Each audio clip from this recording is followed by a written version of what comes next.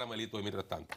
Bueno, como le decíamos, esta mañana tenemos a Farideh Raful, senadora del Distrito Nacional, dirigente del Partido Revolucionario Moderno. Buenos días, Farideh. Muy buenos días, feliz Navidad. ¿Verdad? Felicidades. Igualmente, senadora. Feliz Navidad y próspero año nuevo, esta última semana del año, y feliz de estar aquí, aunque un poco acongojada por la situación que está pasando la senadora y su familia, Melania Salvador, después del fallecimiento de su esposo en la mañana del día de ayer. Allí estaremos en breve, y gracias por la concesión de abrirnos la oportunidad temprano.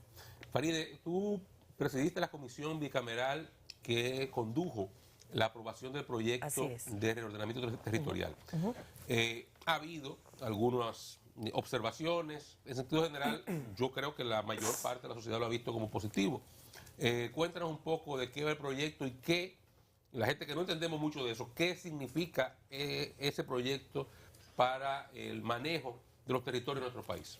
Mira, eso es un proyecto trascendental. Es parte de un mandato constitucional pendiente que tenía el Congreso de hace más de una década, que por diversas razones no había podido o no quería el Congreso, no había voluntad política expresa para poder estudiar el proyecto y hacer todos los acuerdos o escuchar a todas las partes que tienen intereses ahí dentro. Entonces, con respecto al sector turismo, al sector agrícola, al sector empresarial, desarrollador inmobiliario, en fin. ¿Qué plantea la ley? La ley lo que plantea es los criterios específicos sobre los cuales se va a otorgar el uso del suelo, que como dice la Constitución Dominicana, es una potestad, la normativa del uso del suelo, de los gobiernos locales. Los gobiernos locales son los ayuntamientos y los distritos municipales, pero también como manda la Constitución y la ley que crea el Ministerio de Economía, Planificación y Desarrollo, el Ministerio, el MEPID, es el encargado de la planificación del territorio nacional,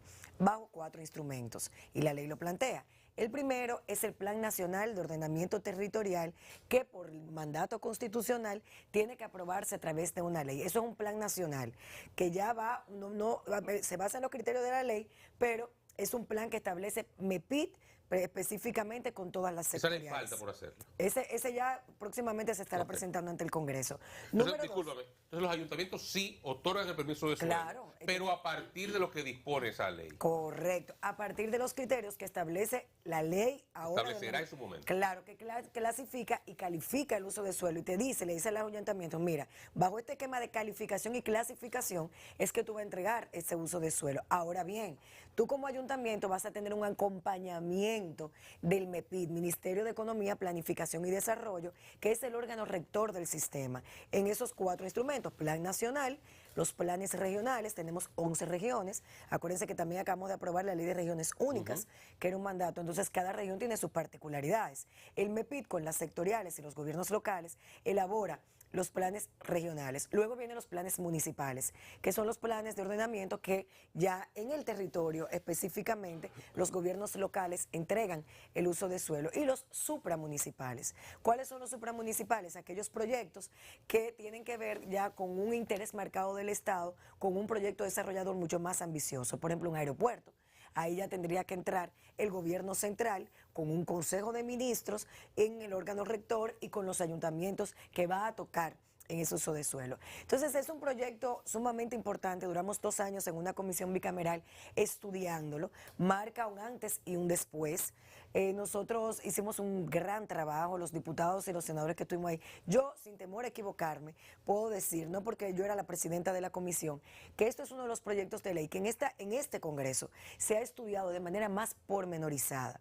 Todos los que entramos a la comisión, entendiendo que sabíamos algo de planeamiento, ahí fue que aprendimos. Tuvimos muy buenos asesores que nos acompañaron tanto desde el punto de vista jurídico como desde el punto de vista técnico. Abrimos las puertas a todos los sectores porque este proyecto se venía ya manejando en los diversos sectores desde hace tiempo, tratando de lograr consensos. Cuando se somete el proyecto del senador Ricardo de los Santos, que ya el senador Félix Bautista había tenido un proyecto, el senador Ricardo de los Santos tiene la particularidad de que venía mucho más consensuado, tanto por los sectores empresariales como por los municipalistas, los urbanistas y todos los sectores. Entonces, en base a esos 2 proyectos, comenzamos a trabajar, comenzamos a entender, abrimos las puertas, recibimos a todos los sectores, escuchamos a todas las partes partes y cumplimos, por supuesto, con nuestra labor de legislar, que no es más que escuchar a todo el mundo y luego nosotros tomar la decisión. Una de las observaciones que se han hecho es relativa a esa parte, esa capacidad que tendrán los ayuntamientos de otorgar los permisos. Ahora, tú has aclarado muy bien, habrá una ley marco que regulará esa capacidad, pero esa ley no existe todavía. ¿Qué pasará entre la promulgación de esa ley o que entre en vigencia y que podamos obtener esa ley marco? Los ayuntamientos tendrán carta libre para actuar hasta tanto esa ley le permita o le limite la Siempre los ayuntamientos lo han tenido porque la Constitución establece que el uso de suelo es de los gobiernos locales. Y es lógico, el gobierno local, los ayuntamientos o distritos municipales son los que organizan su territorio y son los que se supone que tienen que velar por el desarrollo territorial. O sea, ¿qué es lo que implica esto? Que yo como ayuntamiento, que tengo la facultad constitucional para ordenar mi territorio, decirte, Oscar, toma, mira, te voy a dar uso de suelo para que te pongas ese colegio ahí. ¿Por qué? Porque dentro de mi plan de ordenamiento territorial, con las sectoriales que hemos trabajado, ese suelo tiene vocación para tener una escuela con las normas de seguridad. Entonces eso evita que yo en un lugar que tiene vocación agrícola haga también un desarrollo habitacional. El caso de La Vega, por ejemplo, para que la gente entienda, yo no sé si ustedes recuerdan que en La Vega hace un tiempo se desarrollaron unas edificaciones que se vendieron para uso de vivienda y cada vez que llueve el río subía y se llevaba todos los edificios. Eso no puede pasar, en La Romana también ocurrió.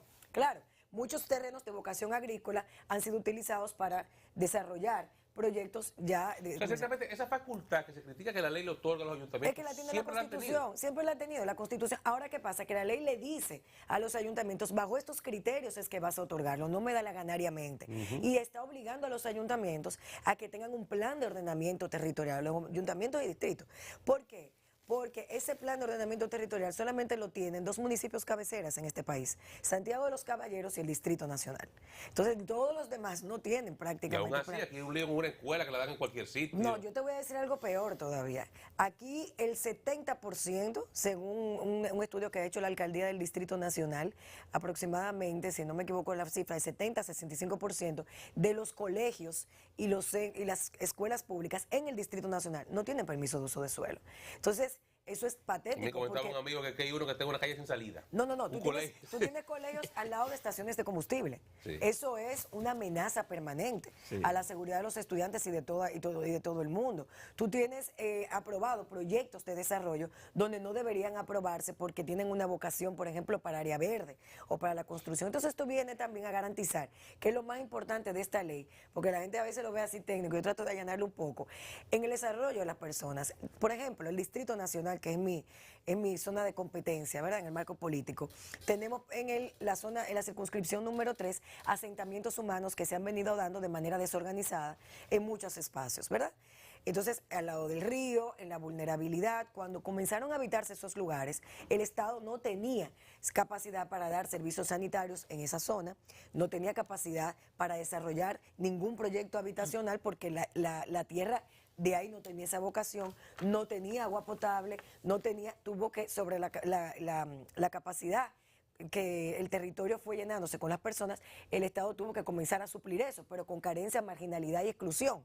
Entonces, ya con una ley de ordenamiento territorial, esos asentamientos no debieran ocurrir ahí.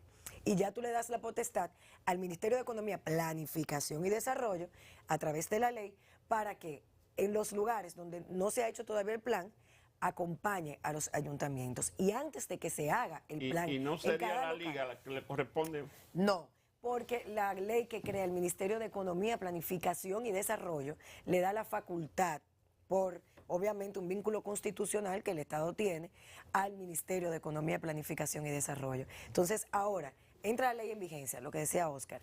¿Qué pasa? Yo no tengo plan de ordenamiento territorial en mi localidad y soy alcalde, por ejemplo. El Ministerio de Economía viene con 2 instrumentos. Uno son las normas subsidiarias y me dice a mí como ayuntamiento, mira, estas son las normas subsidiarias. Han sido trabajadas con todas las sectoriales en los kilómetros de tu territorio. ¿Qué son las sectoriales? Ministerio de Educación, Ministerio de Salud, Ministerio de Turismo, Ministerio de Agropecuaria, donde se han hecho un análisis del uso de suelo y la vocación que se tiene para desarrollar cada área. Sobre estas normas, tú vas a comenzar a dirigir tu trabajo.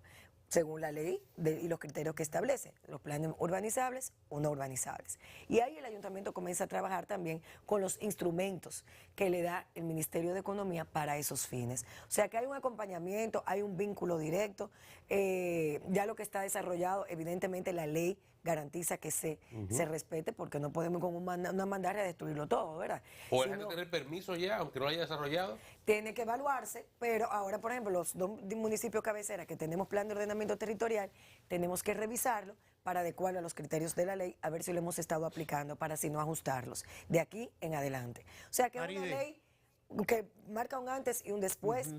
Yo creo que la aplicación de la misma va a ser difícil, o sea, no es una tarea fácil, pero dentro de la dificultad comenzamos a organizarnos y a garantizar que la gente tenga más acceso también a los servicios y que el Estado pueda proveer lo que la facultad, lo que la Constitución le manda. Omar, de la Superficie. Sí. Saludos, Faride. Hola, Salud hola. para ti. Gracias. Faride, estuve manoseando la ley que se publicó mediante decreto, como manda la Constitución, el presidente de la República como jefe del Poder Ejecutivo. Antes de eso, y me llamó la atención, el consultor jurídico del Poder Ejecutivo, Antoliano Peralta Romero, había dicho que se revisaría porque escuchó algunas cosas que no convendrían a ser puesta en funcionamiento de esa manera. Es una parte de lo que quiero que me digas. Y dentro de ese andamiaje nuevo, la parte que corresponde, precisame por favor sobre la jurisdicción inmobiliaria, las cuestiones que tienen que ver con el uso de las aguas o el subsuelo. Recientemente vi unas protestas frente a medio ambiente con los permisos para hacer pozos, ese tipo de cosas. Bueno, gracias, Omar, por tu pregunta. Hubo observaciones. Nosotros aprobamos en el Senado el informe tal cual salió de la comisión bicameral. Se respetó mucho el trabajo de la comisión bicameral y se hicieron como 2 modificaciones más de forma que de otra cosa. Cuando llega a la Cámara de Diputados, siempre que se hace una comisión bicameral, lo que uno trata es de facilitar la aprobación en ambos hemiciclos. Cuando llega a la Cámara de Diputados, se crea una comisión especial, algo que no se estila después de que hay una comisión bicameral, y se creó porque había sectores todavía que entendían que debían hacerse cosas distintas. Recuerden que hacer un proyecto de ley de esta naturaleza, y esa es la dinámica democrática y legislativa, afecta intereses de un lado o de otro. ¿Y cuál es la labor del legislador aparte de legislar? Sentarse con los sectores y decir, bueno, mira, esto sí se puede, esto no se puede, porque como legislador yo conozco la Constitución y me guío precisamente por la Carta Magna y me guío también por los estándares y las protecciones jurídicas que hay en otras leyes. Entonces uno comienza a hacer esa labor, pero tiene que escuchar, ¿no? Entonces ahí en la Cámara, al crearse, se hizo una modificación que se sometió al Senado, se aprobó y luego el presidente promulgó, que nosotros observamos como presidenta de la comisión. Y me imagino que el consultor jurídico hablaba precisamente de ese tema. La modificación que hace la Cámara de Diputados y que aprobó el Senado de la República es en el sentido de que los gobiernos locales, ¿cuál es el problema? Los ayuntamientos, municipios cabeceras y los distritos municipales anteriormente tenían un vínculo totalmente, que no era disgregado, era de concentración, de que todas las decisiones del distrito las tomaban los ayuntamientos o los municipios cabecera. A partir de la reforma electoral, porque esto es uno de los temas que más se discutió en la comisión, del 2019, con la ley electoral, ¿qué sucede? Los distritos municipales comienzan a elegir a sus representantes. Ya no votan por el alcalde del municipio cabecera. Entonces tú tienes distritos municipales muy pequeñitos y muy grandes. Por ejemplo, tú tienes a Cienfuegos en Santiago, que tiene 250,000 habitantes.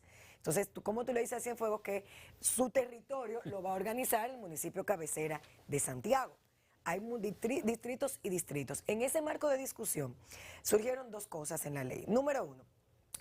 Generamos mecanismos asociativos que permiten que distritos municipales con muchas precariedades o muy pequeños, de 5,000, 7,000, 10,000 habitantes, tengan la posibilidad de adscribirse, si quieren, al municipio cabecera y trabajar conjuntamente para valerse del espacio técnico junto con el Ministerio de Economía. Salvado eso. Pero la Cámara de Diputados introdujo la siguiente modificación, que todos los gobiernos locales, cuando me refiero a gobiernos locales, recuerden que no hablo de ayuntamientos solamente, sino de distritos, que tienen menos de 15,000 habitantes, van a a tener, o sea, ayuntamientos y distritos, van a tener la capacidad de trabajar con el municipio cabecera de la otra zona. Cuando llegue eso al Senado, nosotros dijimos, esto no debe ser. ¿Por qué? Yo dije personalmente, en mi criterio personal como presidenta de la comisión que estudió 2 años esta ley y entendió el marco conceptual de la misma un poquito, y desde el punto de vista de mi criterio jurídico, no debería de existir esto. ¿Por qué? Porque ¿qué pasa con los municipios que tienen menos de 15.000 habitantes? Tenemos municipios con menos de 15.000. ¿Le vamos a decir a ese municipio que el municipio más cercano va a decidir su territorio? No debe ser. ¿Por qué? Porque violenta un principio constitucional que garantiza que los gobiernos locales sean en su territorio los que organicen. Y obviamente el tema de la soberanía y la representación. Porque si yo elijo a mi representante del distrito, el municipio cabecera va a decidir por mí. Hay un tema también de legitimidad de las autoridades. Pero ya esa fue la parte que observamos, el Senado la aprobó, el presidente la promulgó. Yo creo que ahora con hacer los reglamentos y si hay alguna modificación o algún recurso que se vaya a elevar, pues será solamente en esa parte que tendrá que ser observado. Faride, ¿ha visto la carta que hace la Procuradora General de la República a los adjuntos en el sentido de llamarle la atención sobre la crítica ácida que le hacen a los jueces? No he tenido la oportunidad realmente de empaparme mucho del tema, sobre todo en estos días que después de la ley, estuvimos legislando hasta el último día, estábamos en el territorio, no he tenido conocimiento de esa comunicación. Estabas sonando el puerco. En el territorio, porque la labor del legislador también es estar allí con sus políticamente, ¿en qué está usted? ¿Ya ha decidido participar en el próximo proceso electoral y a qué cargo aspiraría en caso de...? Yo soy una política que desde hace muchos años y decidí comprometerme con un trabajo político para tratar de generar alguna transformación a través de los espacios de poder donde yo pudiera aportar. He sido diputada, soy senadora de la República, del Distrito Nacional y quisiera continuar en la senaduría. Lo he dicho en varias ocasiones, creo que a estos 2 años podemos exhibir un trabajo sostenido no solamente desde el punto de vista legislativo. Yo creo que la parte de la transformación que hemos llevado al Senado de manera humilde y consistente ha sido humanizar un poco el rostro del Senado de la República en el plano de representatividad. Cuando nosotros llegamos al Senado, teníamos un Senado muy cerrado, donde los legisladores prácticamente no tenían un vínculo con sus electores, ni siquiera dentro de la institución. Hemos abierto las puertas para que las personas nos comuniquen, para que las personas nos llamen, hemos ido a los lugares, hemos incluso la labor de representación, hemos cambiado la parte mercurial, que es la que siempre la gente tiene como referencia, de que los legisladores estamos generando recursos que no nos competen. Todo eso lo hemos cambiado sobre la base de que la representación radica simplemente en que yo como senadora, en las comunidades o en los sectores donde hay algún tipo de inquietud o necesitan un vínculo para que el gobierno central pueda resolver sus problemas, el senador pueda llevar su voz ahí en representación de ese electorado. Y lo hemos hecho. Y creo que podemos continuar trabajando en eso porque ahora vamos a iniciar como presidenta de la Comisión de Reforma del Senado algo que veníamos trabajando desde la campaña política pasada,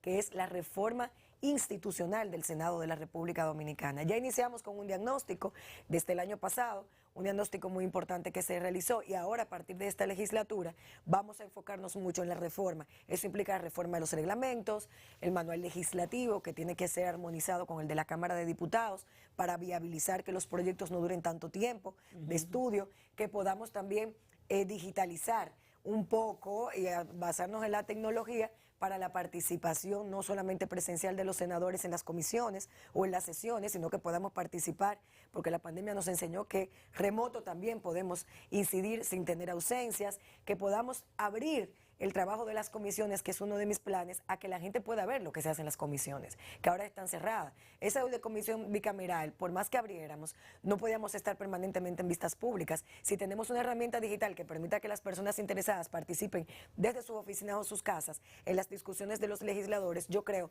que estamos haciendo un sólido servicio a la democracia. Y de eso se trata, de que cuando uno ocupe espacios o participe en la política, no sea por una ambición o una meta personal. Yo pienso que la política va definiendo a través del trabajo, de los proyectos, los cambios sociales. Y yo quiero ser parte de un cambio social que genere que los ciudadanos y ciudadanas, no solamente del Distrito Nacional, sino del país, tengan más protección y más acceso a sus derechos, como establece la Constitución Dominicana, en igualdad. Yo creo que tenemos que seguir fortaleciendo la democracia y ese es mi principal objetivo para estar aquí. Bueno, senadora, muchísimas gracias. La liberamos para que gracias a ustedes arranque su camino hacia Bauruco. Así es. A través de usted nos solidarizamos con la senadora Melania Salvador también por esta, y su familia por esta partida tan lamentable. A ustedes manténganse con nosotros, vamos a una pausa, retornamos en breve.